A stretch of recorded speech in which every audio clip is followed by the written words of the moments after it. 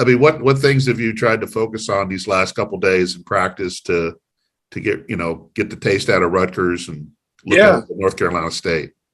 Yeah, well, that lies in how we play tomorrow at 2. Your preparation, for the game, just trying to get ready, trying to focus on their athleticism, their quickness, their ability to cause havoc on defense and break you down off the dribble. It was, for us, it's been an outlier when we out rebound somebody and have fewer turnovers to lose the game. And so what it magnifies, in my opinion, is how we started the game. Just the defensive breakdowns and the lack of awareness, I think allowed a lot of confidence for Rutgers to play well in the game. We're on paper, we're a skilled team, and on paper they're not, but yet they outshot us from 2s, 3s, and free throws. And you go back and you see the breakdowns. I always talk about when you do your job and they score, live with that. That's okay. You don't want them to score, but you did your job. You stuck to our rules. When you break down and they score, that's discipline. That's lack of awareness. However you want to attribute it. Your basketball a lot of times is people breaking down and you taking advantage of it. You have to be able to do that. But you got to be able to score against a really, really good teams that don't break down very much. And that's obviously harder to do. That's not what happened.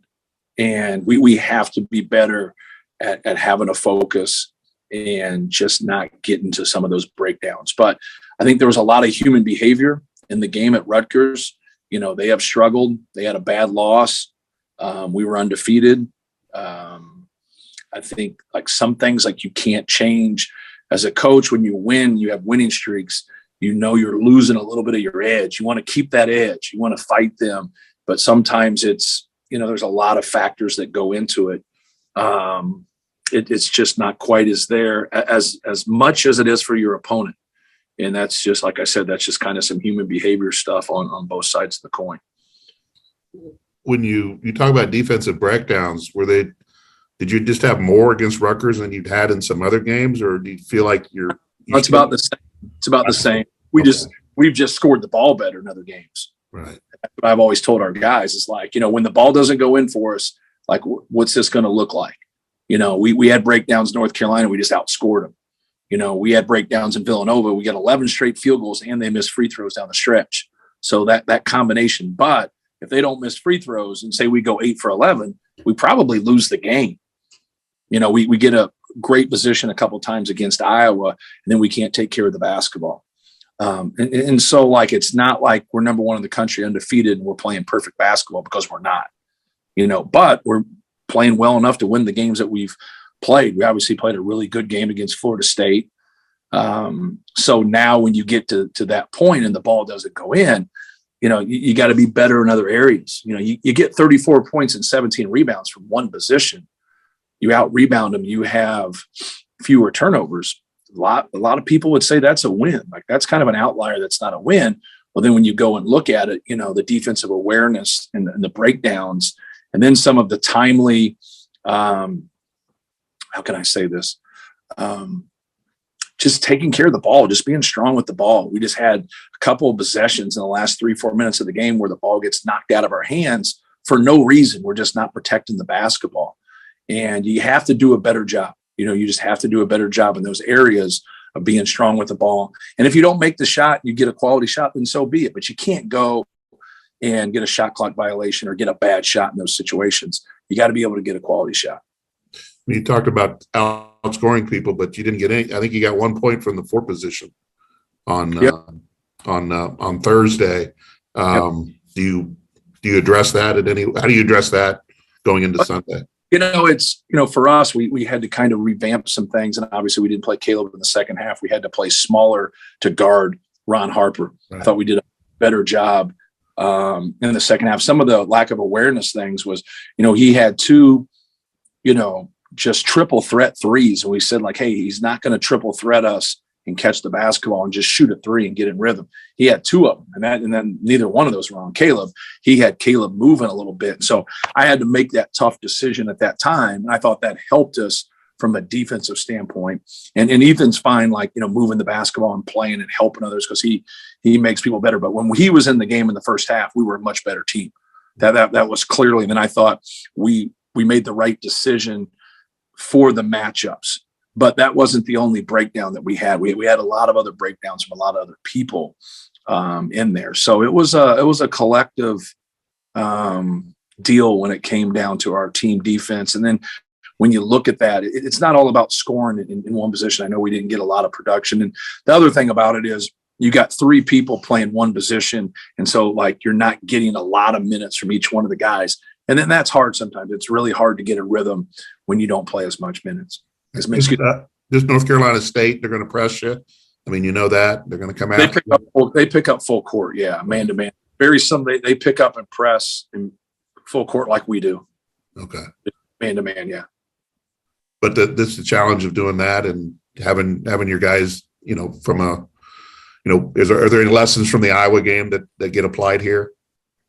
Sure. I mean, I think, Rutgers doesn't do much of that, but they still tried it a couple times, with it. Then at the end, we get trapped at the end and obviously turn the basketball over. And so that was just a position that you're always going to be in late in the game when you're up a point and, the other team's going to foul you. They're going to get a one trap when they have enough time just to see if they can jar that loose. And then they were able to, do that. But yeah, I think it's going to be a concern for us no matter what. It's always a concern for a coach, no matter how you handle stuff. You just got to be prepared for things and get guys in the right spots, but you still got to be able to, make some passes, get out of traps, step through traps, be strong with the basketball. And obviously we just got to keep working at it. All right. Thank you. No problem. Yeah. Hey, Matt, just a quick personal knowledge question. First off, regarding the defensive breakdowns, when they ran Harper off those screens from their 5-man to the top of the key, is that just a matter of the guy trailing him, getting through the screen, or was somebody supposed to jump out and meet him? A couple of times Travion jumped out and met him.